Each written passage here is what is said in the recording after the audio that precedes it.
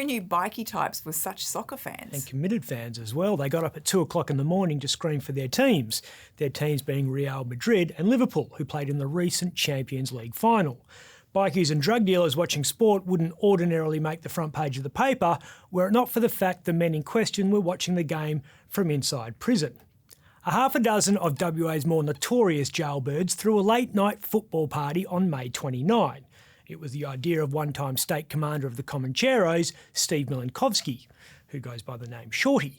Shorty went to the guards at Wooroloo and formally requested that a bunch of his mates be allowed out of their cells to watch the Spaniards face off against the English. And the prison bosses said yes. They ordered the guards on duty to allow a chosen few to gather in a common area and watch the game on the proviso they were back in their cells on time for the morning muster at 5:30am. Unless, and this next bit kills me, unless the game was a draw and there was a penalty shootout, in which case they would be allowed out until 6 o'clock in the morning. Fair enough, you can't leave them hanging. Who was watching? A veritable who's who of organised crime. Sitting in the area known as the 4C Day Room at Wooroloo was Luke Edward Normetz. Seated near Luke was long-time organised crime target Robbie Zanin. He's been in and out of the headlines for 20 years. I know this because I wrote a lot of those headlines. Robbie used to be mates with Troy McCanty and is 6 years into a 14-year stretch for couriering 8.75 kilograms of drugs as part of a syndicate headed by Mark Quaid. Mark's also serving a long sentence, but he couldn't join his mate at the soccer party because he's a guest at Casuarina, not Wooroloo.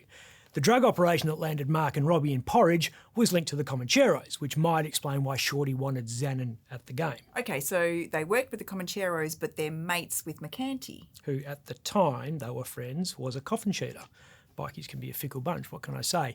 Next to Mark and Luke was this hefty fellow. Omar Hussein and his brother Khaled are inside after being sprung trying to bring some cigarettes into Australia without telling customs. Geez, hefty. How many smokes?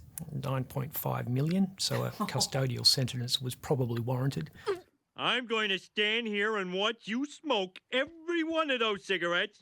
Then maybe you'll learn. Also invited was Alessio Palaucci, who was busted with a kilo of MDMA, and there were two other prisoners who I don't know much about other than their names. One is Jay Gonzalez, and the other the somewhat ironically named Kay Law. So violent and serious drug barons are allowed to hang out and watch the game while everyone else is kept in their cells. And the Department of Corrective Services reckon that's just fine.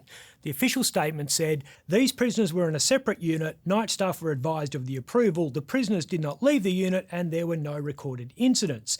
There was no additional security concerns identified, and there was no disruption to the operations or daily routine of the prison. Riddle me this, bikies can't associate on the outside, but on the inside, it's fine. I suspect the irony is not lost on the gang crime squad, which has been busting its balls to make life as difficult for these guys as humanly and legally possible, only to see them thumb their noses at authority this way. Not just bikies on the inside doing that. No, we've just seen another example outside court.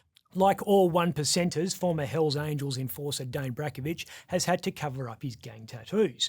The McGowan government will see that as a win, but sometimes you have to be careful what you wish for, because Dayne got new ink that most of us would find more offensive than the HAMC acronym he used to have on his nose. He's taken the new law on the chin, literally, fronting court with a new swastika tattoo.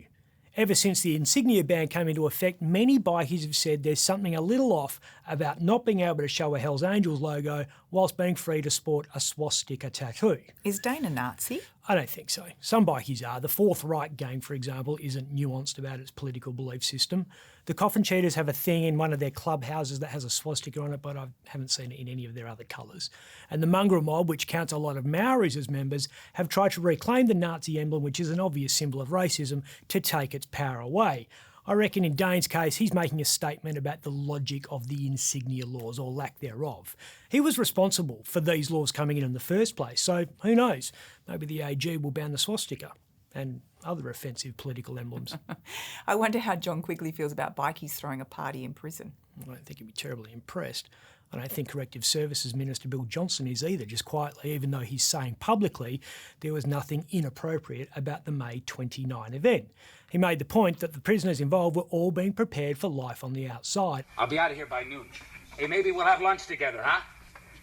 a life in which they would be free to watch sport at whatever time of day they chose to, he said. Yeah, but they're not living that life, they're in jail. That's a very good point, and that's what's pissing off a lot of the guards. Plus, they reckon the UEFA party was a breach of Wooroloo's COVID policy. Corrections says it wasn't. Says there were 2 COVID-positive prisoners and 2 close contacts nearby on the night, but they were isolated in a red zone, and none of the prisoners approved by the superintendent to watch the football were subject to the COVID-19 restrictions. Prison Officers Union Secretary Andy Smith reckons doing favours for some prisoners makes a guard's job more difficult because it pisses off the rest of the inmates who could only listen to the game. How, in the name of Zeus's butthole, did you get out of your cell? Andy said it sent a message that the jail was being run by a purple circle of prisoners. McGowan's putting out fires everywhere at the moment. The Bikies soccer party is just one issue that's raising questions about the competency of his lieutenants. He's also copping flack over Alana McTiernan saying foot and mouth disease isn't as bad as everyone thinks, and Simone McGurk for what many see as a disaster-prone tenure as Minister for Communities. It's not my fault. My cabinets are absolute crap. We hope to do better next year. I'm Ben Harvey. For more update, click the subscribe button below.